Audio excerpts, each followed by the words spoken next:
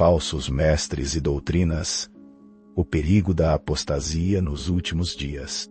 A carta de Judas, com apenas um capítulo Judas, descreve muito do que viria a ser e acontecer nas igrejas ser.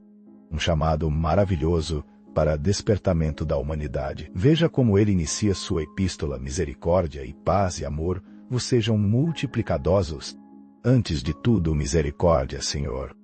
Judas expõe a ameaça representada por indivíduos que se infiltram na igreja com o objetivo de promover heresias e práticas imorais, desviando os crentes do caminho da verdade. Os falsos líderes não estão somente no campo político, nas altas rodas da sociedade. Nos governos estão principalmente nos templos, utilizando-se das escrituras sagradas para introduzir ilusão e engano. A epístola de Judas é um chamado à vigilância e à defesa da fé cristã, diante das ameaças representadas por falsos mestres e doutrinas. Judas instiga os que creem em Jesus Cristo a se edificarem na fé, a se conservarem no amor de Deus e a confrontarem as práticas nocivas da impiedade e da injustiça, buscando a salvação e a recompensa eterna. Amados, embora estivesse muito ansioso por lhes escrever acerca da salvação que compartilhamos, senti que era necessário escrever-lhes insistindo que batalhassem pela fé uma vez por todas confiada aos santos, pois certos indivíduos cuja condenação já estava sentenciada há muito tempo infiltraram-se no meio de vocês.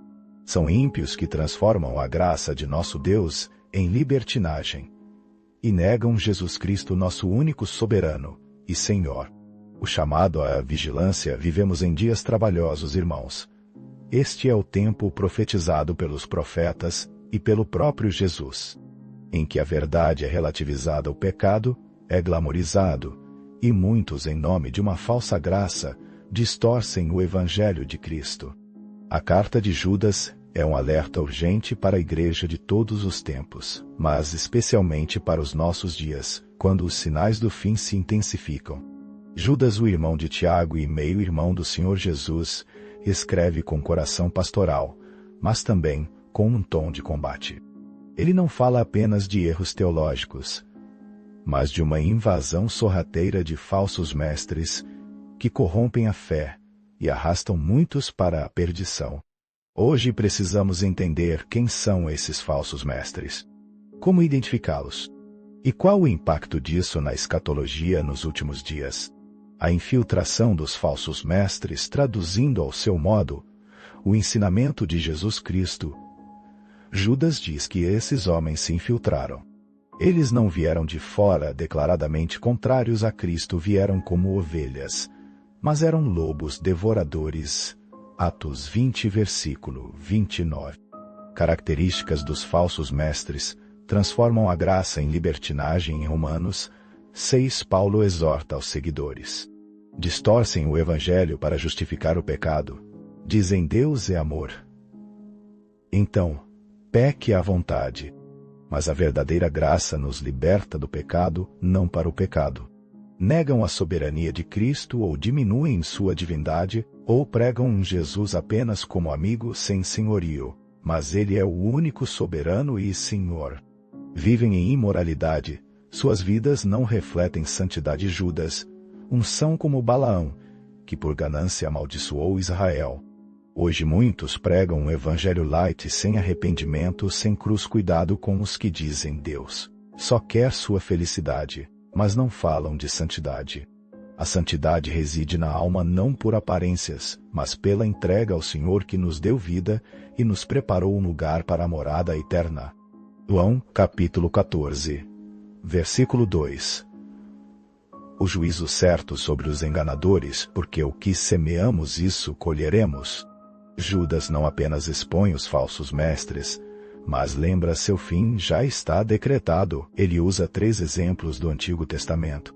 Israel no deserto, Deus salvou o povo do Egito, mas destruiu os incrédulos. Os anjos caídos rebeldes foram lançados no abismo. Sodoma e Gomorra punidas com fogo eterno por sua imoralidade. A mensagem é clara. Deus não poupou os rebeldes no passado, Por que pouparia os falsos mestres hoje?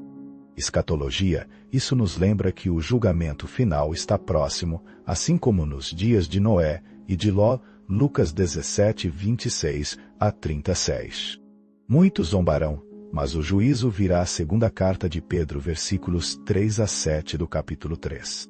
Como identificar e resistir aos falsos ensinamentos? Judas não só alerta, mas ensina a batalhar pela fé como, conhecendo a palavra, os bereanos examinavam as Escrituras. Versículo 11. De Atos 17, muitos são enganados porque não conhecem a Bíblia. Vivendo em santidade, a verdadeira fé produz frutos. Versículos 20 e 21, de Judas. Guardando a doutrina, não aceite qualquer nova revelação que contradiga a Bíblia. Versículo 8 de Gálatas. O que ocorre atualmente nas religiões são movimentos que negam a volta de Cristo, pregam prosperidade sem cruz, ou dizem que todos serão salvos. Isso é apostasia. Ainda existem lideranças mandatárias que desejam ocupar o lugar do Senhor e tomar o domínio da vida dos seguidores. Este é um mal crescente, pessoas que não têm em si o verdadeiro amor pelas almas, mas pelo que elas possuem.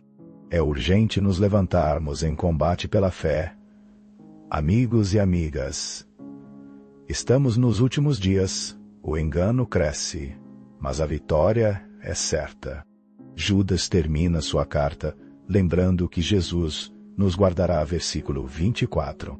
O discípulo de Jesus enfatiza a importância de construir uma base sólida na fé, por meio da oração, do estudo da palavra e da prática do amor ao próximo, para resistir às influências negativas.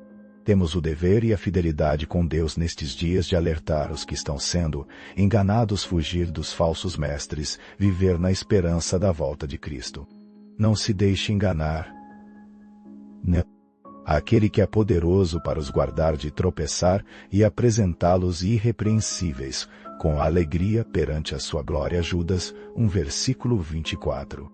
Que Deus nos dê discernimento e coragem para defender a fé até o fim. Aquele que é poderoso para impedi-los de cair e para apresentá-los diante da sua glória sem mácula, e com grande alegria, ao único Deus, nosso Salvador. Sejam glória, majestade, poder e autoridade, mediante Jesus Cristo nosso Senhor, antes de todos os tempos, agora e para todo o sempre. Amém. Assim escreveu Judas, versículos 24 e 25, até a próxima marcação cerrada contra as heresias. Por favor, compartilhe a mensagem com seus contatos, inscreva-se, se não for inscrito, curta, e comente o que você pensa sobre este assunto. Agradeço com carinho.